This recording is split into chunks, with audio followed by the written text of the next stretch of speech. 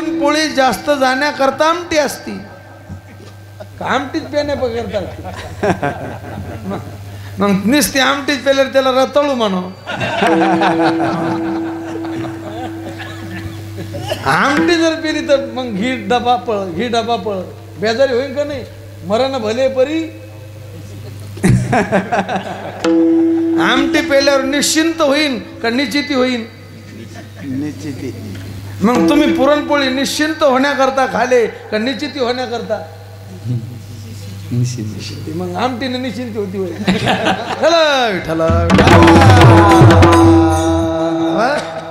त्या सातारा भागामध्ये आता आम्ही उद्या चाललो तिथं, त्या भागात पुरणपोळीला पुरणपोळी म्हणतात, पण आपण ज्याला गुळवणी म्हणतो ना, दुधाचं पाणी केलेलं, त्याला गुळवणी म्हणत नाही, त्याला सरकवणं म्हणते. काय म्हणते?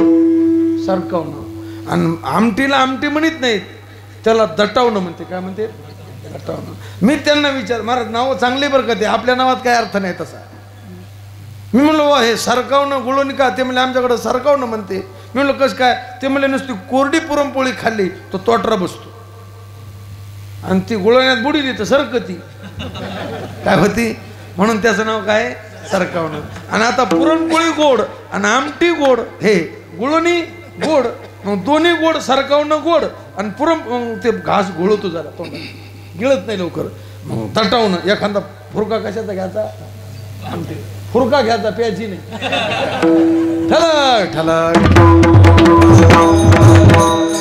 जसा आमटीचा फुरका घ्यायचा म्हणजे पुरणपोळी जास्त, तसं संसार चुटकीवाणी करायचा, आमटीवाणी करायचा आणि परमार्थ पुरणपोळीवाणी करायचा.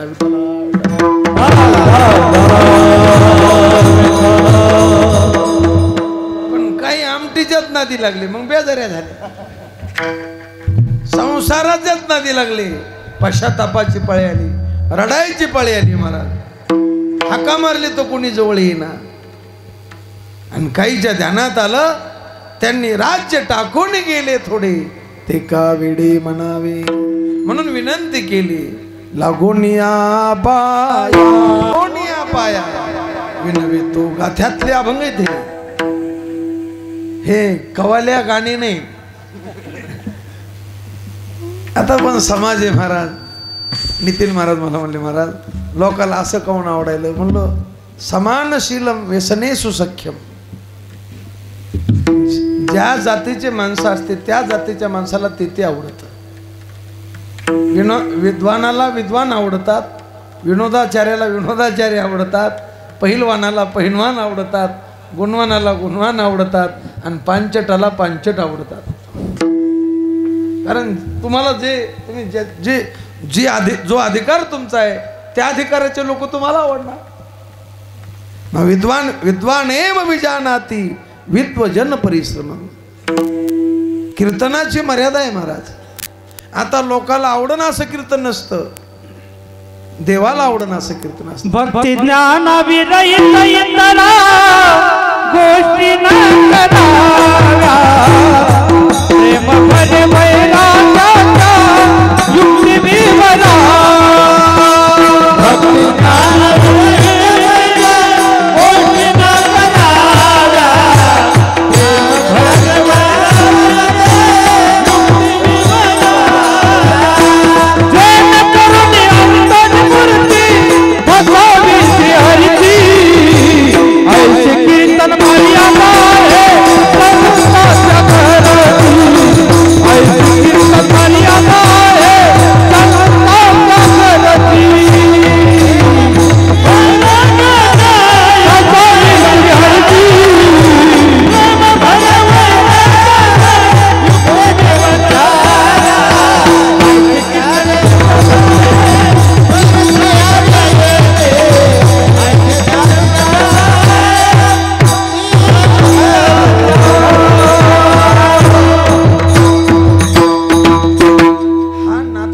अभंग आहे. पैठण ज्या नाथांच्या घरी 36 वर्ष देवानं काम केलं, वर्ष जगाचा बाप 36 वर्ष ज्यांच्या घरी राबला, ते सांगतात कीर्तन असं असतं. मग तुम्ही नाथाचं आहे का आमच्यासारख्या पांचट बॉचा आहे का? खरं सांगा. पण काय करता महाराज, कलीचा प्रभाव आहे. अरे डॉक्टरनं रोग्याला आवडते ना अशा गोळ्या देत जाव का त्याचा रोग पाहून देत जाव. आता रोग्याला आवडत गोड खावा, मग त्याला डायबिटीस आहे ना.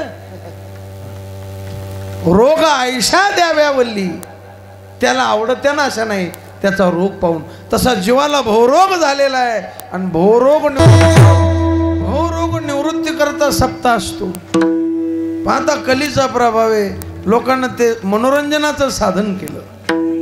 पण ध्यानात धरा, ज्यांनी ज्यांनी मनोरंजनाचं साधन केलं त्यांच्या कर्माचं फळ त्यांना भोगावं लागणार आहे. अल्लाह के दरबार में देर है मगर अंधेर नाही. जेणे करुणी मूर्ती अंतरी ठसावी श्रीहरीची आईशिक. अरे वक्त्यानं असे प्रमाण म्हणले पाहिजे, वेदातले, पुराणातले, संत वाङ्मयातले, शास्त्रातले, की बसणाऱ्याला ऐकणाऱ्याला मी देव आहे असं कळालं पाहिजे. आईशी कीर्तन मर्यादा आहे संताच्या घरची. पांचट बोलणं, पांचट लोक म्हणले काय कीर्तन झालं, धुपणच. आता उद्या जाळच लागतो पाहतो.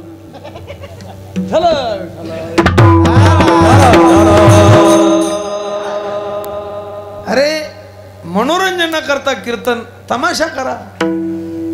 किती कीर्तनकाराने नाटक केले, किती अंग हालिलं, तर काळू बाळू सारखं जमन का.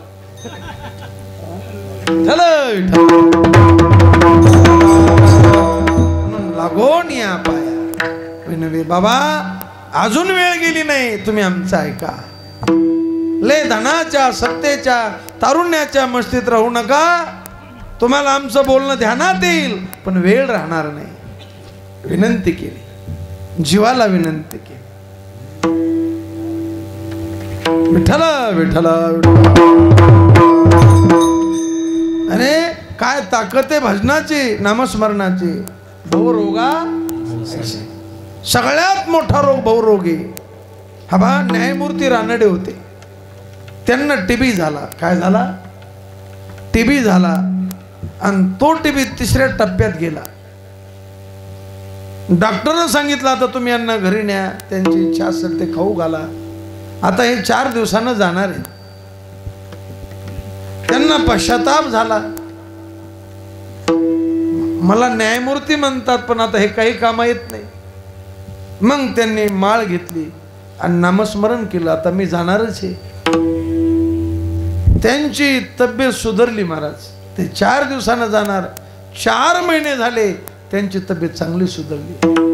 मग म्हणले डॉक्टर असं म्हणले कसं काय झालं? पुन्हा डॉक्टरकडे तपासायला नेलं. म्हणले टीबी अजिबात राहिला नाही. काय राहिला नाही? टीबी अजिबात राहिला नाही.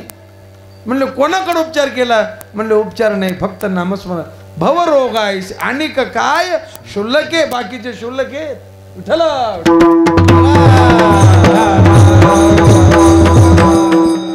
म्हणून तळमळीनं जगाला विनंती केली, विठ्ठल विठ्ठल मना वेळोवेळा.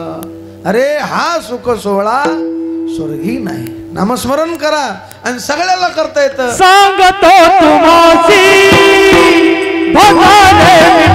सांभाळीत नाही, पण त्या मुलाचं वाईट झालं तर बापाला दया येते आणि बाप त्या मुलाच्या पाया पडतो, बापा ऐक. तसे संत माय बाप म्हणतात सांगतो तुम्हासी. आणि जर तुम्ही भजन नाही केलं तर आमचं काही जाणार नाही, पण तुमचा जन्म वाया जाणार आहे. म्हणून अजून ऐका, ही जीवाला विनंती केली. मी काय सांगायला लागलो, गाथ्यामध्ये 3 विनंती आल्या. एक पहिली जीवाला विनंती आली, दुसरी देवाला विनंती. देवाय के विनंती, देवाय के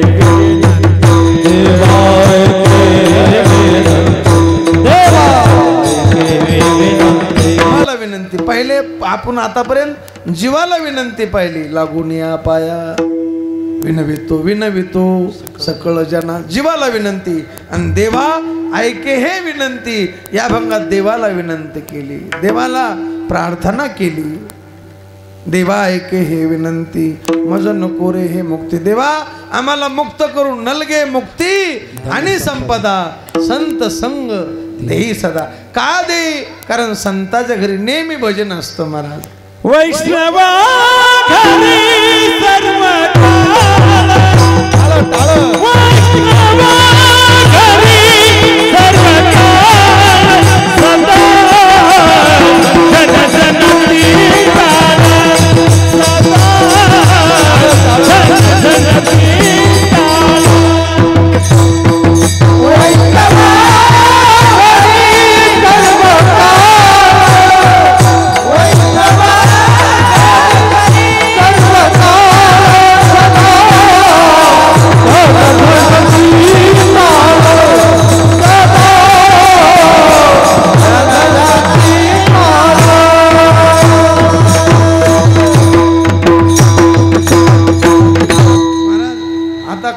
लय व्यवस्था झाली.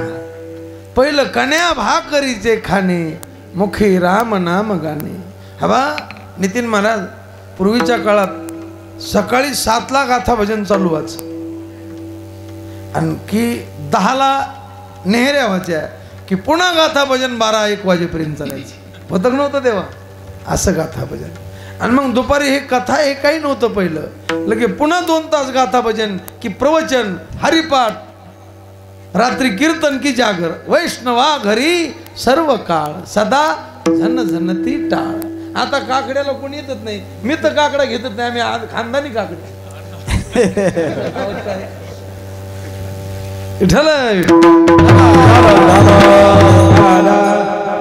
आमचे गुरुवारी रखमाजी महाराज नवले त्यांनी फोन केला. मी जरा झोपीत होतो. ते म्हणले सांगलो मला वाटलं काकडा करीत असेल, पण काकडे तर काय निघाला, झोपीतच निघाला. विठ्ठल विठ्ठल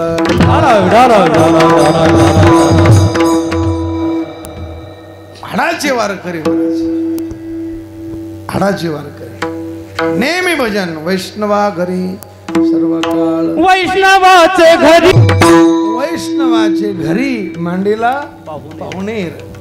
पाहुणचार कोणता पाहुणचार? नामाचा सारखा ओघ. ओघ चालियेला नित्य समर्पिली वाणी धार अखंडित. ओघ कोणती धार? नामाची धार. मला कोणी माग सांगितलं तुमचे भाऊसाहेब त्यांचे वडील वारकरी होते, तेही वारकरी, सगळा घराणा वारकरी. म्हणले डाका आला तर डाका परत गेला. म्हणले का? वाड्यात कीर्तन आवाज यायचा. म्हणले काय याचा? कीर्तन. महाराज तुमचं गाव असं भाग्यवान आहे, ह्या गावात मोठमोठे महात्मे आले. तुमच्या गावात तुमच्या ध्यानात असेल, पण मी भाऊसाहेबाच्या मुखातून ऐक रामकृष्ण भाऊ येडशीकर ह्या गावात आले. महाराज चोखोबरायचे हाडं विठ्ठल विठ्ठल म्हणले. हे आपल्याला मान्य आहे, संतावर आपला विश्वास आहे, पण आपण ऐकिले का? नाही. पण लाखो लोकांना पाहिलं. रामकृष्ण भाऊ येडशेकर गेले तर त्यांच्या कवटीवर श्री हरी पंढरपुरी असे स्पष्ट अक्षर होते. विठ्ठला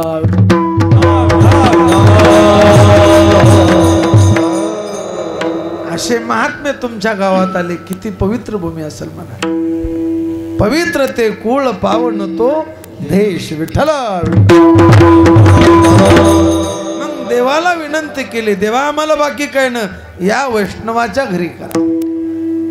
कामारी बटीक सेवेचा सेवक दीनपणे रंक तेथे भले. वैष्णवाचे नानी होईन किडा देवा ऐके विनंती. ही देवाला विनंती केली. पहिली जीवाला, दुसरी देवाला आणि तिसरी संताला विनंती केली. काय विनंती केली? वैष्णवा संगती आणि त्या विनंती त्यांची स्तुती केली, प्रार्थना केली. साधू शेवटची विनवणी संतजनी परिसावी. विसरतो न पडावा माझा देवा तुम्हाशी.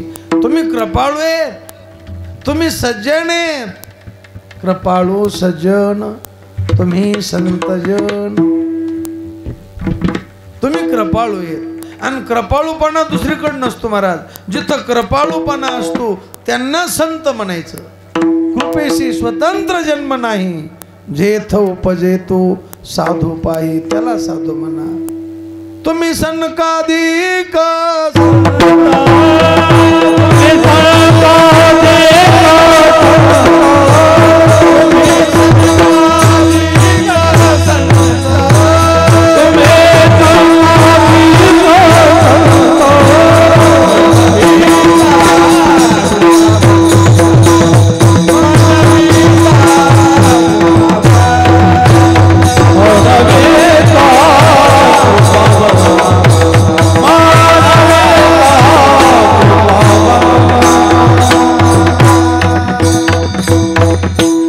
सनकाधिक संत मनविता कृपावंत. संताला विनंती, तुम्ही कृपाळू म्हणून घेता ना, तुम्ही कृपाळू आहे, सज्जन आहे.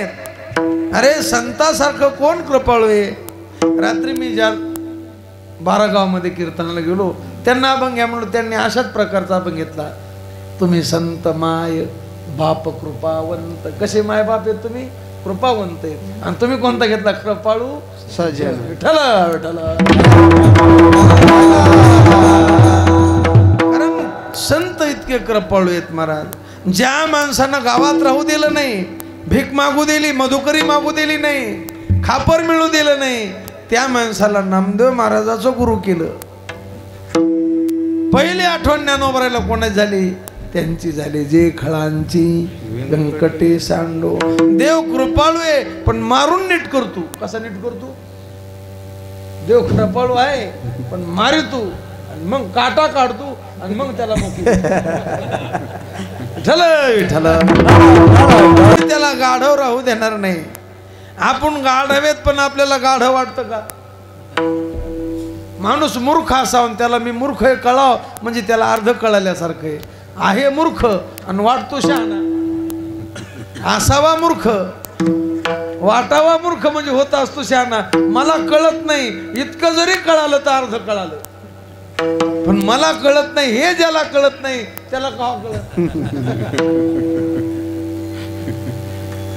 मला कळत नाही इतकं जरी कळालं तर अर्ध कळालं. अरे कीर्तनात मूर्खपणा कळत असतो आणि कीर्तनात मूर्खपणा जात असतो. ज्याला मूर्खपणा कळाला नाही त्यांनी कीर्तन पाहिलं म्हणायचं, ज्याला मूर्खपणा कळाला त्यांनी कीर्तन ऐकलं म्हणायचं, आणि ज्याचा मूर्खपणा गेला कीर्तन त्याच्या अंगावर बांधलं म्हणायचं. विठ्ठला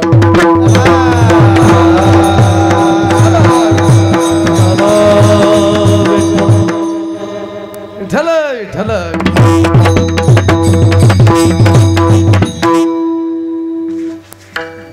असावा मूर्ख, वाटावा मूर्ख, होत असतो शहाणा, त्याला शहाणा. कारण कीर्तनाची ताकद आहे. ब्रह्मभूत काया होतशे कीर्तनी, भाग्य तरी ऋणी कीर्तन चांग, कीर्तन चांग होय अंग हरिरूप कीर्तन. आणि असं कीर्तन संत करतात. मला का कीर्तन करतात ते त्यांना जीवाची दया येते. म्हणून तुकोबराय त्यांना म्हणतात तुम्ही कृपाळू आहेत, तुम्ही कृपावंत म्हणून घेताना मग एवढे कृपादान तुमचे, मग तुम्ही आमच्यावर कृपा करा. महाराज काय संताची कृपादान केले संत, कृपादान केले संती. आपल्या सासऱ्यानं आपल्याला दान दिलं का नाही? सासऱ्याचं दान घेतलं का नाही? हे ऋषी काय म्हणाले तुम्ही? विठ्ठल विठ्ठल. सासऱ्याचं दान घेतलं का नाही तो? नाही घेतलं? लग्न नाही झालं का? मग लबाड्या करतो का? सासऱ्यानं दान दिलं का नाही? अरे लय पोरं गावात कोणी पोरगी देईना त्याला. तुम्ही पहा कोण्या गावात जाऊ 100 पोरं नुसते रस्त्यानेच फिरतील. सोनाची परी इंडे दारुदारी कोणी विचारी नाही त्याला. मग आपल्या सासऱ्यानं आपल्याला मुली दिल्या म्हणजे नितीन महाराज दान केलं का नाही? कन्यादान. बरं ते साधं दान आहे का? साळंकृत कन्यादान पृथ्वी दानाच्या समान. मग सासऱ्याचं दान खरं का खोटं? तुम्ही तर म्हणले ना कन्यादान. सासऱ्याची कन्या तुम्हाला दान केली का नाही त्यांनी? मग खरं दान दिलं का खोटं दिलं? लवकर सांगा, आपला टाइम संपत आला. खरंच म्हणावं लागेल म्हणजे तुम्हाला कसं वाटतं? तुम्हाला तुमची बायको खोटी वाटते का? का दुकानापुढची भावली वाटते? म्हणावं लागेल बळच कोण म्हणता, खरी आहे का खोटी आहे? खरीच आहे. मग इमानदारीने सांगा, तुम्ही आता नारदाच्या गादीत येत, तुमची बायको तुमच्या हातात आल्यानंतर तुमचं बरं चाललं का आधी बरं होतं? इमानदारीनं बरं आहे म्हणा. तुमच्या हातात जेवार देवा का? तुम्ही बरं म्हणता का खरं बरं आहे? बरं म्हणता. त्याला शेपूटला होता, तुमच्या आशीर्वादानं आमचं बरं आहे. अरे आमचा आशीर्वाद आम्हालाच पुरा ना, तुमचं बरं कसं काय? बरं कोण? जो देखे सो दुखया. दुःख आहे म्हणलं काय बरं आहे? जीवनात दुःख आहे म्हणलं काय बरं आहे? काही बरं नाही. राजा दुखिया प्रजा दुखिया, ब्रह्म विष्णू शंकर दुखिया, जिने सृष्टी कमाई. विठ्ठल सरे ऐसे ज्याचे दान.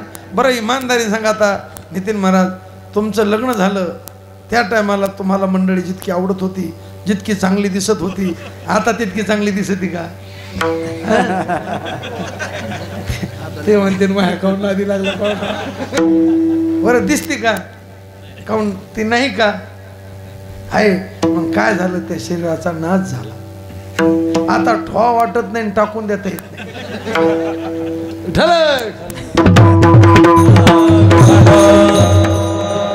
सरे ऐसे ज्याचे दान, सरे ऐसे ज्या सासऱ्यानं दान दिलं ते दान संपलं. कोणाच्या तर गेले, पत्नी गेले का नाही? मग दान संपलं. त्याचे कोण उपकार? मग सासऱ्याचे उपकार खरे का खोटे? कोण म्हणलं खोटे? तुमच्या घरचे नाही का? घरचे आहेत का नाही? अहो ज्याची बायको गेली त्याला विचारा कसं काय तो. तुम्ही म्हणता खोटे. अरे त्या बोन आपल्या पोटचा गोळा दिला नाही हे म्हणतो खोटे. सासऱ्यानं आजोर होती आमची आणि आता झाली तेव्हा तुम्हाला गोड वाटलं. बामण सावधान म्हणत होता, तुमचं ध्यान पुढं होतं. कव्हा सावधान? सावधान पाठी कुठं असती? होय, सावधान पाठी कुठं? जिथं सरळ रस्ता असतो तिथं सावधान. रस्ता वळणाचा आहे, गाडी पालती होईल. जरा धोरणानं गाडी हा ना. भैया गाडीवाला, भैया गाडीवाला, गाडी धीरे धीरे आगे, गाडी धीरे आगे रे.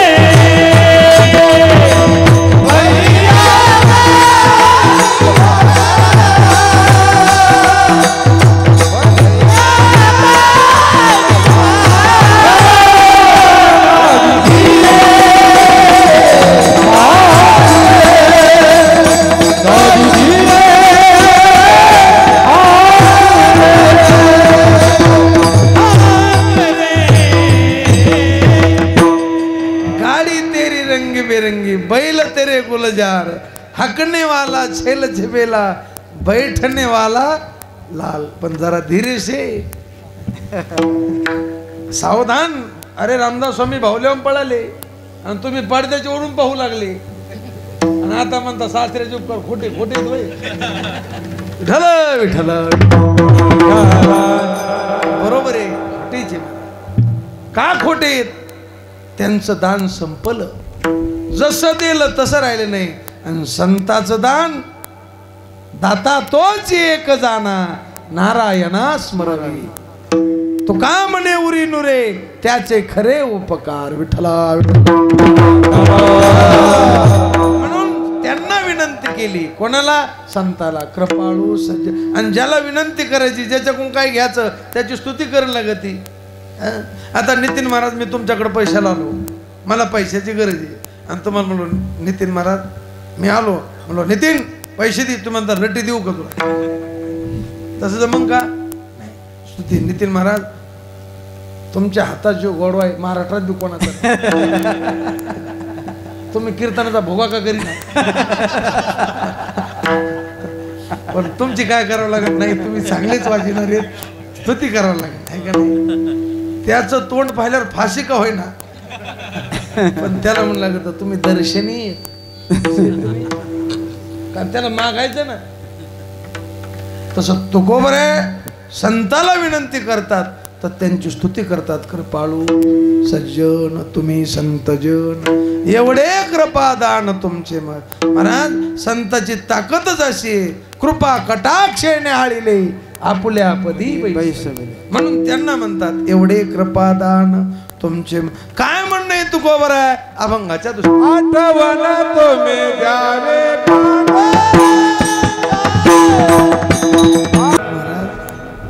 असे गुणवाने असं वाटतं काढण्या लोक कीर्तन करावं. नितीन महाराज कोर चलू देऊ का घेर धरून झाला सोपं नाही महाराज. वाजविणारे ढिले नाही आणि म्हणणारे ढिले नाही. कीर्तनकार ढिलाय पण त्याने उभा केला.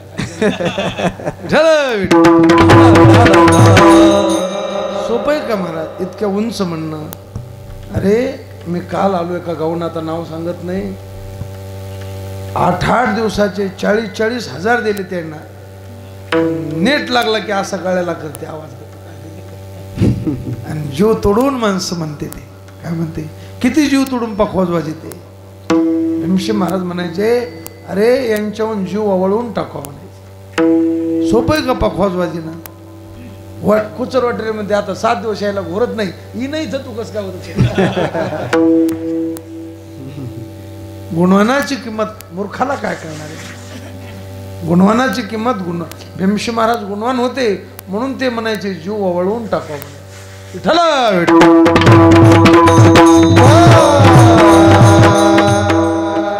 आठवण लय लोक महाराज ते म्हणते गाव की त्याची नापून काऊन ताण घ्यायचा.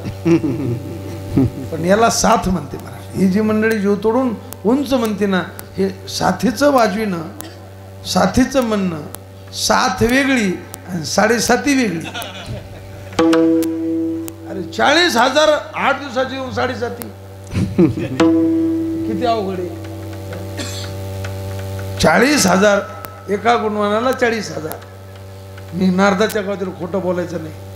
मला बी 31,000 दिले. किती दिले मी खोटं कशा सांगू. 31,000 घेऊन 5 गप्पा केला रटी नाही द्यावा का याला. अरे तुम्ही पैसे दिले मग पैसे दिले तर खरं आहे का ना. आणि आम्ही पैसे घेतले.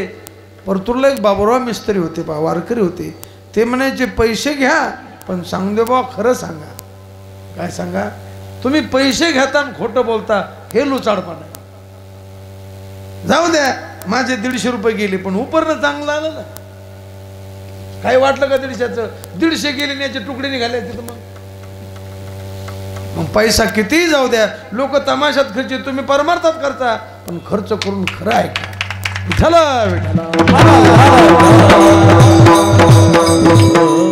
मी त्या लोकांना म्हणलो अरे तुम्ही 40,000 घेतले याच्याबद्दल माझं वाव नाही पण 40,000 घेऊन कुचरपणा करता हे वाईट. किती जीव तोडून म्हणते ही मंडळी, किती जीव तोडून माझे. नाही त्याने डुबुक डुबुक येतो तू खत मी काय करू म्हणलं जमलं तर. पण हवा इथं जो कुचरपणा करील कुचर दाना नयेची पाका. विठ्ठल तुकोबरा केवढे मोठे होते महाराज. पण आपल्या करता देवाला म्हणले, संताला म्हणले आम्ही अनाथ आहेत, आम्ही अपराधी आहेत. काय अपराध केला तुकाराम महाराजांना. अनाथ तुका म्हणे तुम्ही निरविल्यावरी मग मज हरी उपेक्षिणा. आठवण तुम्ही द्यावी पांडुरंगा किंवा मा. तुकोबरा निर्वी म्हणजे स्वाधीन करणे. निर्वी शब्दाचा अर्थ स्वाधीन. तुका म्हणे तुम्ही निरविल्या. आणखी एका ठिकाणी देवाला म्हणले, इथं काय म्हणले संताला म्हणले तुम्ही देवाच्या स्वाधीन केलं तर देव आमची उपेक्षा करणार नाही. आणि तिथं म्हणले या संताशी निरवी. पुढं मागणे ते एक तुझं प्रत्य आहे, देशील तरी पाहे या संताशी निर्भी. तिथं संताच्या स्वाधीन करा असं देवाला म्हणतात, आणि इथं संताला म्हणतात की तुम्ही देवाच्या स्वाधीन करा. कारण देव चतुरे, देव आम्ही पापी आहेत, देव आम्हाला जवळ घेणार नाही. पण तुम्ही जर मधात राहिले तर देव आमची उपेक्षा करणार नाही. मी याच्याकरता एक नेहमी दृष्टांत सांगत असतो. मी आळंदीला असताना घडलेली गोष्ट आहे. मी वैष्णव सदनला गुरुवरे पांडुरंग बाबा घुले यांच्याकडे गाथा पाठ करायचो. पण एक बावळट विद्यार्थी आला पहा. पांडुरंग बाबांनी त्याला काढून दिलं. उठ म्हणले तू, निघ बाहेर. तो विद्यार्थी गेला. पण तो विद्यार्थी भगवानगडाजवळचा होता. तो भीमसेन महाराजाकडे गेला आणि बाबाला म्हणला, बाबा मला आळंदीत राहण्याची व्यवस्था पाहिजे. म्हणले काय हरकत नाही, व्यवस्था करतो. तो म्हणला नाही, वैष्णव सदनला राहायची व्यवस्था पाहिजे. मग बाबाने त्याला गाडीत घेतलं आणि सकाळीच पांडुरंग बाबाने त्याला काढून दिलेलं. कोणाला? त्या पोराला काढून दिलं. म्हणले पुन्हा याचं नाही. म्हणले तू ऐकलं. मी ऐकलं बुवाचं ते. मी गॅलरीमध्ये गाथा वाचत होतो. भीमसेन महाराजांची गाडी आली. भाऊ भीमसेन महाराज गाडी घेऊन आले की मी पांडुरंग बाबाकडे गेलो. म्हणलं बुवा बाबा आले. पांडुरंग बाबा पळतच बाहेर आले. भीमसेन महाराज आले म्हणल्यावर पळत आले आणि साष्टांग दंडवत घातला. कोणाला? भीमसेन महाराजाला. या बाबा आत्या आत्या. मग बाबा म्हणले मला आत्याला टाईम नाही म्हणले. म्हणले मग कोणकडे येणं केलं? म्हणले हा आमचा विद्यार्थी एवढा तुमच्या वैष्णव सदनला राहू द्या म्हणले. म्हणले काय हरकत नाही बाबा, काय पांडुरंग बाबा ज्यांनी रागावून काढून दिलेला पोरगा, पण त्याच्याकरता स्पेशल रूम. आम्ही एका रूम मध्ये 5 जण, किती जण, आणि त्याच्याकरता स्पेशल रूम, फॅन त्याला. कोणाला? मी पांडुरंग बाबाकडे गेलो. म्हणलं बुवा तुम्ही सकाळीच काढून दिलेला, रागावून काढून दिलं, आणि तुम्ही त्याला एक रूम स्पेशल दिली आणि आम्हाला 5-5 जण एका रूम मध्ये. ते म्हणले रताळू, त्याला काढून दिलं हे खरंय, पण त्याला इथं आणलं कोणी याला किंमत. त्याला इथं आणलं कोणी? त्याला बाबा घेऊन आले म्हणून मला घ्यावा लागलं. तू का म्हणे तुम्ही निरविल्यावरी मग मजहरी उपेक्षिना. तसं तुम्ही जर देवाच्या स्वाधीन आम्हाला केलं तर देव आमची उपेक्षा करणार नाही, नाही तर आमचे कर्म पाहून आम्हाला जवळ येऊ देणार नाही. तू का म्हणे तुम्ही निरविल्यावरी मग मजहरी उपेक्षिना. आठवण तुम्ही द्यावी पांडुरंगा किंवा माझी सांगा का कुलती विठोबा.